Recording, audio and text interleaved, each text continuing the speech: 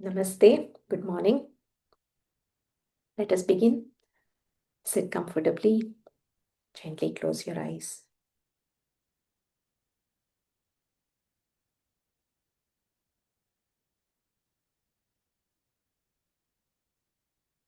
Keep your back straight. Relax your shoulders. Relax your whole body.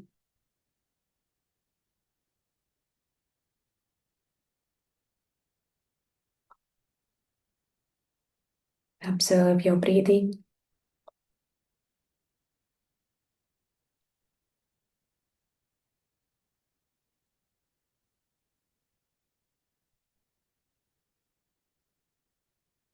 Visualize Bhagwan Vishnu in front of your eyes.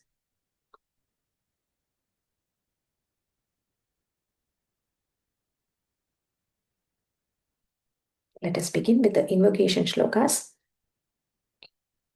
Shuklam Bharadharam Vishnum Shashivarnam Chaturbhujam प्रसन्नवदनं ध्यायेत् सर्वविघ्नोपशान्तये नारायणं नमस्कृत्य नरं चैव नरोत्तमं देवीं सरस्वतीं व्यासं ततो जयमुदीरयेत् यस्य द्विरदवक्त्राद्याः पारिषद्याः परशतम् विघ्नं निघ्नन्ति सततं विश्वक्सेनं तमाश्रये व्यासं वसिष्ठनप्तारं शक्तेः पौत्रमकल्मषं पराशरात्मजं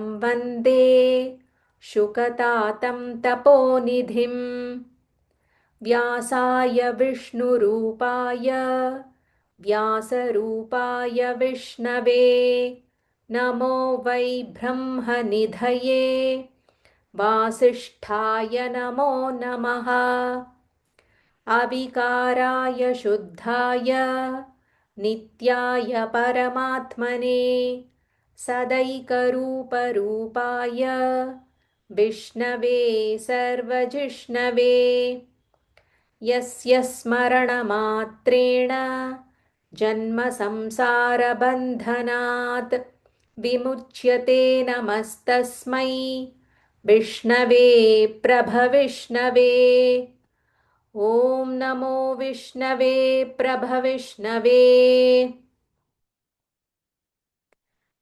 So the reason why we chant invocation shlokas in the beginning of every session is that these shlokas help us to first calm our mind.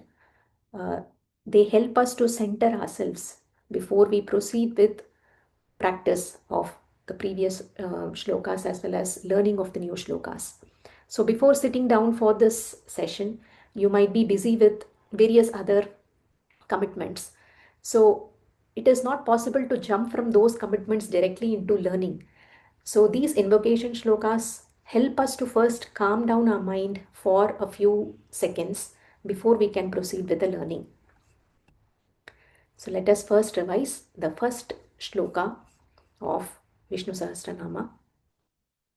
We'll chant together. Om Vishvam Vishnurvashatkaro Bhuta Bhavat Prabhu Bhutakrit Bhutabhrit Bhavo Bhutatma Bhuta Bhavanaha. So as you can see, there are multiple usage of the Mahaprana Bha. So please make sure that when you are learning, learn it with the right pronunciation, because once you learn the wrong pronunciation, it is very difficult to correct it at a later point of time. So everywhere here you will see Bhuta Bhavya Bhavat Prabhuhu Bhutakrit Bhutabhrit Bhutakrit Bhutabhrit Bhavo Bhutatma Bhuta Bhavanaha. The reason why I'm stressing this is because in the second shloka, which we are going to discuss today, we will learn the nama Putatma, it is pa. So there is a distinction in the meaning. So let us be very conscious in how we chant. Okay, so let us proceed to the second shloka. The second shloka contains 8 namas of Bhagavan Vishnu from 10 to 17. Let us first learn the pronunciation. Putatma, Putatma, Paramatma cha, Paramatma cha, Putatma, Paramatma cha, Muktanam, Muktanam. Stress on that half ka. Muktanam, Paramagatihi, Paramagatihi. There is a visarga, before that there is ti. So you have to say tihi, Paramagatihi. Putatma, Paramatma cha, Muktanam, Paramagatihi. Avyayah, Avyayah. There is a half verb, Avyayah. Purushaha. So Visarga is followed by pa. So when we join, we say Avyayaf Purushaha. Avyayaf Purushaha. This is Murdanya Sha. So roll your tongue and say Sha. Avyayaf Purushaha. And again Visarga is followed by Sa. Sakshi. Sakshi. This is Dirga. So Sakshi. So when we join Purushaha with Sakshi, we say Purushas Sakshi. Purushas Sakshi. So the entire pada will be Avyayaf Purushas Sakshi.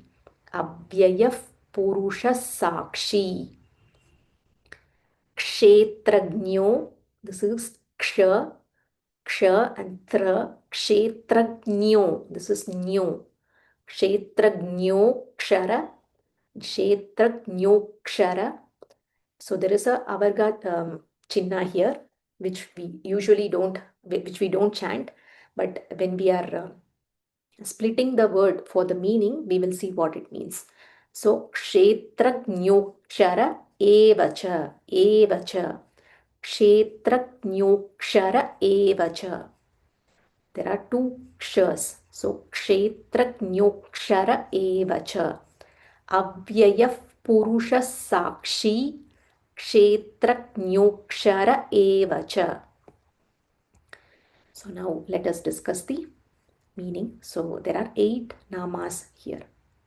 The first nama in this shloka is Putatma. Putatma. Puta Atma. Puta Atma means pure self. So pure self, one who is pure and not affected by the modifications that one feels, the play of Maya, the activities of our mind, body, and intellect. So, to understand this, you can think of sun. The sun's rays fall on a patch of clean water. The same sun's rays fall on a ditch, but the rays are not affected, right? So the rays fall on different objects, but the sun itself is not affected by the object that it is reflecting upon. So Putatma, the self, the Atman, the Brahman, the self, Bhagwan, is pure and unaffected by the play of Maya. So the play of Maya is what we experience through our intellect, through our mind, through our body.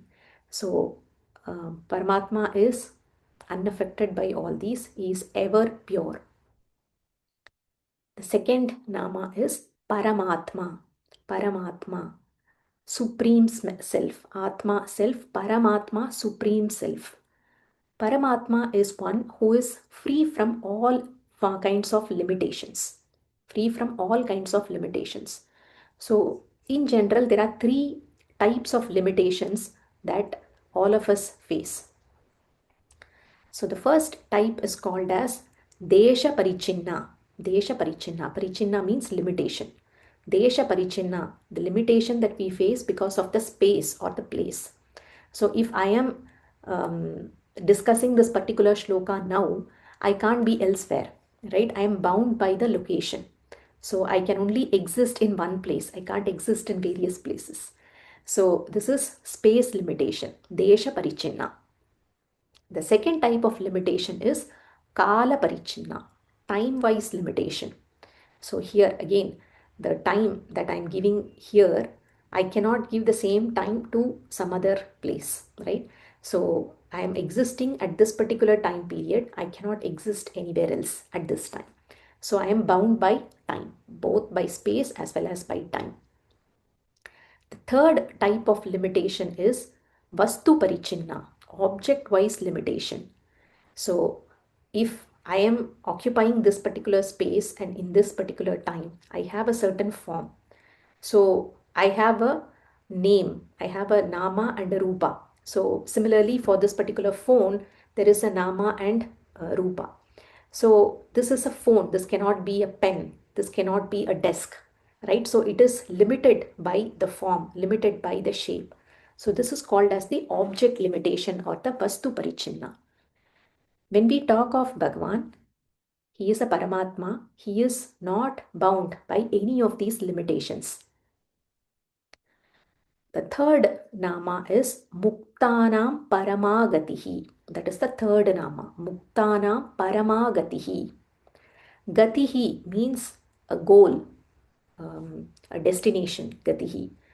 Paramagatihi, the supreme goal. The supreme goal that is attained by all those who have pursued for moksha, mukti. So who have gained moksha, this is their supreme goal that they have reached. Gaining the lotus feet of Bhagwan, that is the ultimate goal, the ultimate mukti for all of us, the end goal of all of us, self-realization, realizing the true self, our true nature. That is the ultimate end goal. And Muktanam Paramagatihi, the ultimate goal that is reached by all those in pursuit of Mukti. Muktanam Paramagatihi, that is the third nama of Bhagavan Vishnu in this shloka. The next nama is Avyayaha. Avyayaha. Vyayaha. Vyayaha means destruction, um, destroying, right? Something gets destroyed. Vyayaha. Avyayaha means something that does not undergo any form of destruction. So we discussed the 6 modifications, Shad Vikaras, earlier. So all of us, we go through these 6 stages. Asti is when we exist as the embryo form in the mother's womb, that is Asti. Then Jayate, Jayate is when we are born. Then Vardate, we grow, the initial youth stage, the childhood stage, right? We increase, we develop, that is called as Vardate, growth. Growth happens. Then Viparinamate, Viparinamate is transformation. There is some change and transformation that happens that leads to maturity. Viparinamate. Then apakshiyate. Apakshiyate is when the decline happens. The joints start to pain. We start to feel weakness. Graying of hair happens. All this happens at this stage, apakshiyate. Then finally, vinashyati, the time when death occurs. So we all go through these 6 modifications. But Bhagavan being the one with no limitations, he is the Paramatma, and he is Avyayaha, the one who does not undergo any change or destruction. That is Avyayaha. The next nama is Purushaha. Purushaha. So here Purushaha, it is not about male, female, it is nothing to do with the gender. Purushaha is someone who is indwelling our body. So our body is considered as a fortress with 9 gateways, Navadwara, fortress with 9 gateways. So the God inside all of us is the king of this fortress with 9 gateways. So the indweller of the body. So Purushaha. So again, to understand this better, wanted to share about the 3 bodies that all of us have. So in our scriptures, 3 types of bodies are discussed. The first is the Stula Sharira. Stula Sharira is the gross physical body that all of us perceive, see. It is the visible body. It is made up of the physical elements. All of us are able to see our gross physical body. So we see the various um, organs. We are able to experience sense objects through our sensory organs, which enables interaction with the physical world, all the jnanendriyas and karmendriyas, of course. So Sthula Sharira is our gross physical body. And many of us, we think this is the only body that we have. Whereas our Shastras talk about three different types of bodies that we all have. First is the Sthula Sharira. The second is called as the Sukshma Sharira, the subtle body. Sukshma Sharira is where our prana, the five, where there are five pranas and five upapranas that are there in our body, and all these pranas enlivens the various organs of the body. The organs do not function on their own. The pranas are what enlivens these organs. Along with the pranas, our buddhi, manas, ahankara, all these are also part of our sukshma sharira. So all the mental functions that happen, all this are possible because of the sukshma sharira. We are able to think, we are able to feel, we are able to experience various aspects around us. So for even for perception to happen, sukshma sharira is needed. Just by having eyes, we cannot see. There is a faculty that enlivens the eyes. So sukshma sharira is that subtle body. Um, Karana Sharira, that is the third level. Karana Sharira is the causal body. So this is the cause of our birth. The deep-seated impressions, the vasanas, the impressions that we have collected over many births. And these tendencies that we have, these unfulfilled desires that we have, all these are stored in the seed form as part of our Karana Sharira. And this is why we are easily navigating towards certain hobbies, certain career paths. It is because of these subtle impressions that are stored within our Karana Sharira. So these three bodies we need to understand in depth, and only then we can understand how our Atman, the inner self, is distinct from all these three bodies. This self is the witnessing principle, the consciousness principle that is enlivening all these three faculties, all these three bodies. So when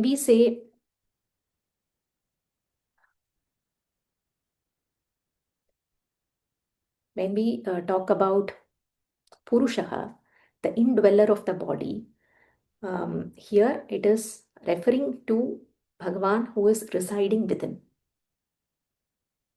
Apart from these three shariras, so when we die, what actually dies is our Stula Sharira. The other two, the Sukshma Sharira and Karana Sharira, it moves on to find the next gross physical body so that the remaining unfulfilled desires, the remaining karmas can be cleared. So Stula Sharira is where death happens, whereas Sukshma Sharira and Karana Sharira moves on. So we are talking about the indweller of the body, Bhagwan residing inside each of us as the consciousness principle. In um, Vishishtadvaita, in how we worship Bhagwan Vishnu, there are 5 modes, pancharupas, that are discussed. So first is the para form, where Bhagwan is the one residing in Vaikuntha. So the ultimate goal for liberation, when we want to attain the lotus feet of Bhagwan Vishnu, that is the ultimate goal. Then the second mode of worship is at the Vyuha. Vyuha is all the cosmic manifestations of Bhagwan Vishnu for sustaining and managing the creation process. The third stage is, third mode is Vibhava. Vibhava is all the divine incarnations, the Dashavatars of Bhagwan Vishnu. And they descend, they incarnate as avatars for protection of dharma. The fourth mode is Antaryami. Antaryami is where Bhagwan resides in the heart center of every being. This is the inner controller, the indwelling ruler, Purushaha. This is Purushaha is nothing but the Antaryami form of Bhagwan residing in each of us. And he is guiding us, he is sustaining us to continue with our life. This is the stage that is referred to as Purushaha. The fifth mode of Bhagwan is Archa. Archa is in the form of worship, where we are worshipping Bhagwan as deities, as shalagramas. So, to enable direct worship, to enable us to perform devotion, bhakti, Archa form is available. So, these are the five modes. We are not getting into the details, but to understand the Purushaha concept, here we can map it to Antaryami, the inner controller residing in our heart center as the enlivening principle. So, indweller of the body, Purushaha. The next nama is Sakshi. Sakshi. As we know, Sakshi is witness. So, Bhagavan is residing within each of us. He is that pure consciousness, Putatma. He is unaffected by our actions, by our thoughts, by our emotions, but he is witnessing. So, this is a very important principle that helps us to ensure that our thoughts are pure, our words are pure, our actions are pure. It is the to understand this. If we know that Bhagwan is within all of us, if we understand this principle, then automatically our thoughts will become pure, our actions will become pure. So, Sakshi, the witness principle, who is unaffected by our actions, who is unaffected by our thoughts. He is just witnessing what is happening, witness of everything. Next nama is Kshetrajnaha. Kshetrajnaha. So, Kshetram means field, field of objects, field in the sense the matter principle. Kshetrajnaha. Kshetrajnaha means the knower of this field. Here again, it is very similar to the previous concept of Sakshi. Here, Bhagavan is also knowing what is there, knowing of the field. So, in Bhagavad Gita, chapter 13 is called Kshetra Kshetrajna Vibhaga Yoga. So, in the second shloka of 13th chapter, Bhagavan says, Kshetrajnam chapi mam vidhi sarvakshetreshu bharata. So here he says, know myself to be the Kshetrajna in all the Kshetras. The Kshetras are the fields, Arjuna. So all the matter principle that we are experiencing, the objects that we are experiencing, the situations we are experiencing, those come under the field. And what is experiencing all that, the consciousness within each of us, that is the Kshetrajna. Bhagavan says, I am that Kshetrajna in each of you, observing, knowing what is happening. The last nama is Aksharaha. Kshetrajnaha Aksharaha. This Avarga Chinna, it always means a. So Akshara. Akshara means, first, Kshara means something which decays, which declines, which gets destroyed, which is destructed, right? Akshara means the one who is not subject to any form of decay or decline. So, Akshara. Again, we go back to Bhagavad Gita in chapter 2, the 23rd shloka. Nainan chintanti shastrani, nainan dhati pavakaha, na chainam kledayantyapo, na shoshayati marutaha. So here Bhagavan says, this Atman, this Chaitanyam principle that is residing, this consciousness principle that is residing in all of us, weapons cannot cut this. Shastrani, weapons cannot cut this. Pavakaha, this fire cannot burn this. And water cannot wet it. Apaha, water cannot wet it. Marutaha, air cannot dry it. So again, this is a way for us to understand how Atman is The consciousness principle in us is indestructible. The death happens only at the physical body, the Stula Sharira level, not at the Atman level. So that is what Bhagavan says here in Bhagavad Gita, and that is why he is called as Akshara, Akshara. So these are the 8 namas in this verse. Now let us practice the chanting. Repeat after me. Putatma Paramatma cha. Putatma Paramatma cha. Putatma Paramatma cha. Muktanam Paramagatihi. Muktanam Paramagatihi. Muktanam Paramagatihi. Avyayah Purushah Sakshi. Avyayah Purushah Sakshi. Avyayah Purushah Sakshi. Kshetrajñokshara eva cha. Kshetrajñokshara eva cha. Kshetrajñokshara eva cha. Complete line. Putatma Paramatma cha. Muktanam Paramagatihi. Putatma Paramatma cha.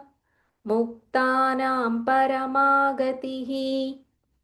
Putatma Paramatma cha. Muktanam Paramagatihi.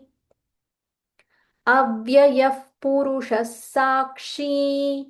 Kshetrajñokshara eva cha. Avyayah Purushah Sakshi. Kshetrajñokshara eva cha.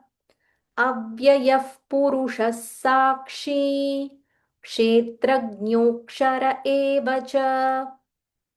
Complete shloka 3 times. Putatma Paramatma cha.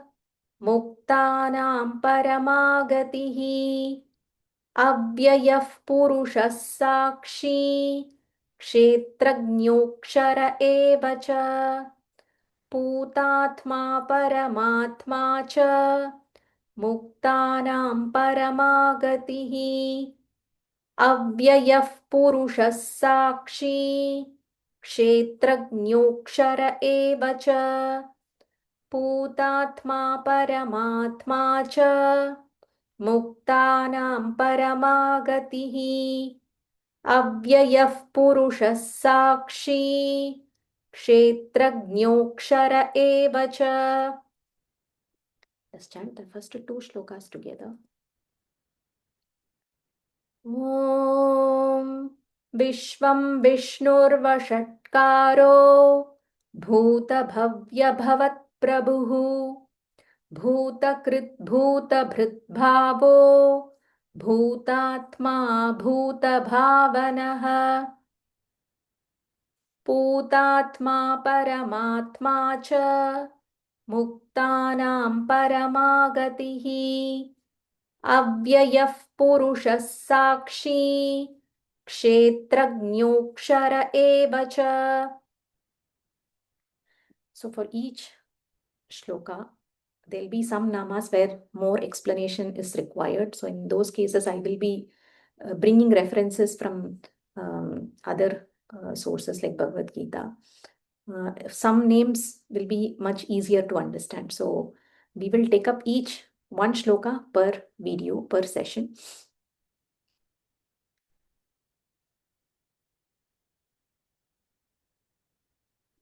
Gently close your eyes.